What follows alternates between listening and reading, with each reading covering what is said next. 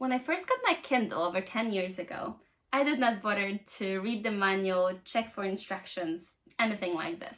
I pretty much just opened it, uploaded a few books, and clicked next page, and that was pretty much it.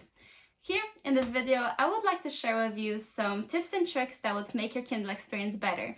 So one of the first things that you can do to enhance your Kindle experience is to enable the clock. So pretty much the Kindle does not have a clock enabled by default, so you need to enable it if you would like to see the time when you're reading. And it's quite easy and simple to do. You just click on the top of the screen and then page display by AA button and then font and page settings. Once you click that, then you would see a different option, kind of menu, and then it's enough that you just click reading and then show clock while reading. You can just enable by clicking it to be on. And then after that happens, you'll be able to see the time on the top of the page. To disable it, if you don't like that, it's pretty much the same process. You click the same things, and then you will be able to just go to reading and then click off. Then it's disabled. Another extremely useful feature that I have enabled all the time is to show the time to the end of the book or the end of the chapter. And there are a few ways to enable that feature. But the first one is to just click the top of the page, page display, and then font and page settings. And then you can just pretty much click reading, and then you will be able to choose what you would like to show. So pretty much you can say location in book, time left in chapter, time left in book, or none.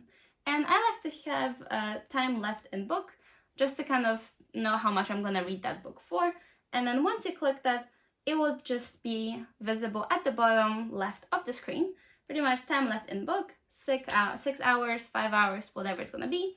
You can also, the second option to enable that setting is to just click the bottom of the screen and it will disappear. And then if you click again, it will show you the location and now time and chapter and also time and book. If you read a book and for some reason you need to go back a few chapters, check some information, of course you can do that. And if that happens, and you just don't remember the farthest page that you've read, you can easily find it by clicking pretty much just two buttons. So you click on top of the page and then three dots. And after you click that, you can just click sync to furthest page read. And when you click that, it will take you to pretty much the last page. Note, you need to have the airplane mode off, so you need to be on Wi-Fi.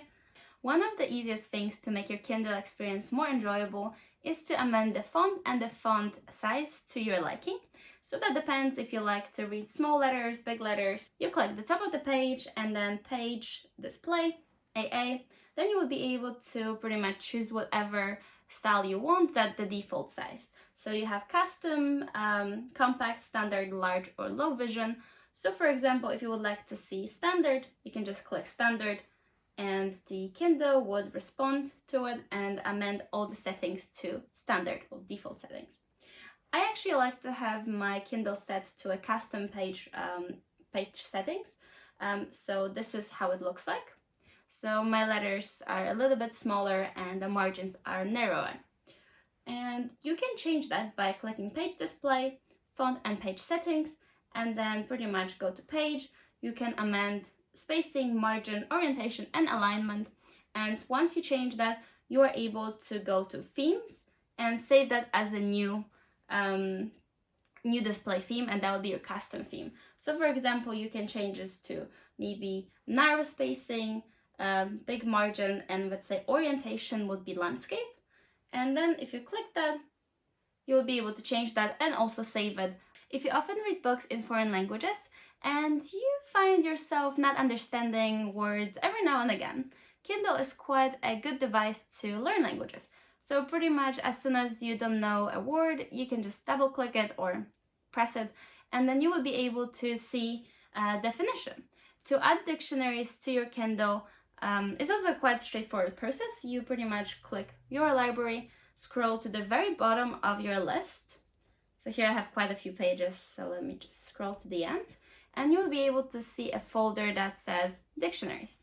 You just click that, and here you would see different languages. So for example, Arabic, Chinese, Spanish, Italian, different languages, and you'll be able to just download them.